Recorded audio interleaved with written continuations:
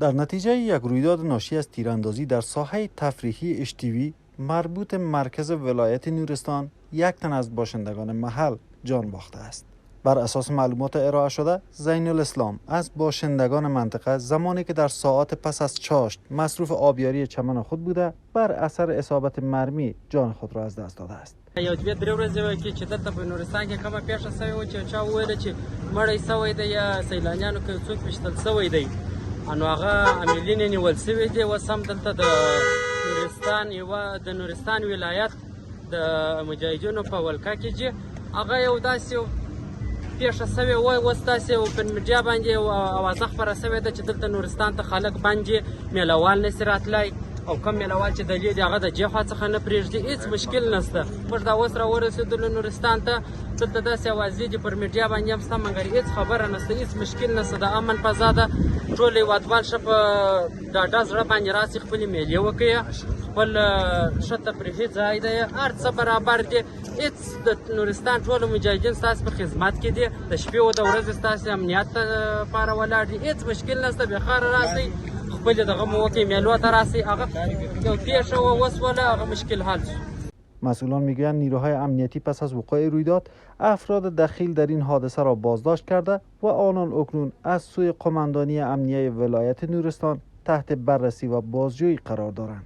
د نورستان ولایت اوسیدونکی یم. الحمدلله فعلا د نورستان که امنیت دی، خیر و خیرت دی.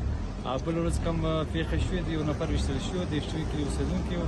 هغه عاملین چې دی اوس په حال د دریم امنیتي حوزه کې د نظارت لاندې دي. انشاءالله د دوسیه جوړیږي، د ابتدایي هغه ته سپارل کېږي. نور سیلانیان کولی شي خپل آرام فضا سره تګ راتګ کوي، هېڅ مشکل پکې نشته. اداره محلی نورستان ضمن ابراز همدردی با خانواده زین الاسلام تأکید کرده است که تحقیقات قانونی در مورد این رویداد ادامه دارد و با افراد مسئول مطابق قوانین اسلامی برخورد خواهد شد.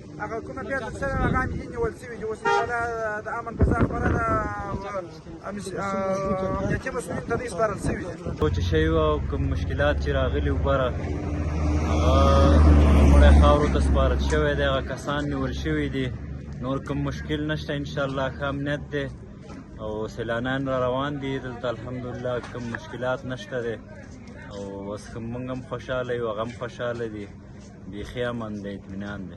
همچنان از شهروندان و گردشگران خواسته شده تا هنگام تفریح و سفر اصول امنیتی و قانونی را رعایت کنند تا از وقوع رویدادهای مشابه جلوگیری شود.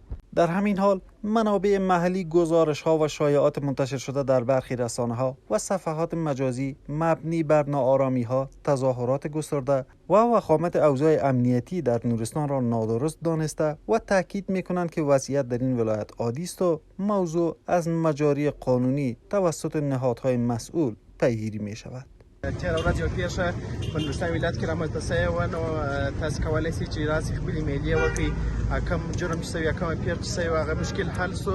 نو نوره کومه ستونزه نشته. تاسو کولی شئ چې خپلې میلې وکړئ په امن په فضا کې. والله که موږ خو اوس راورسېدلو، فعلا خو کراري دې هېڅ مشکل نشته. وروره موږ ښه په خیر راورسېدلو، اوس هغه دی چې راورسېدلو. فعلا خو هېڅ مشکل نشته. چا خو راونه ګرځولې؟ یا چا هېڅ مشکل نه و، بیا هغه هم راغلی، هېڅ مشکل نه و. ښه په خیر راورسېدلو. تاسو بهتره معلومه ده چې یو دریم اختر کې د پارون شتوي په سیمه کې د سیلاني د لاس نه یو کس شهید شوی او داسې اوازه خپور شوې ده چې کس راوړی د ولایت مقام مخې ته ارتولی دی او نور سیلانیان تګ راتګ بند دی او هېڅ خبره نشته او هغه هم خاورو ته سپارل شوی دی شاید.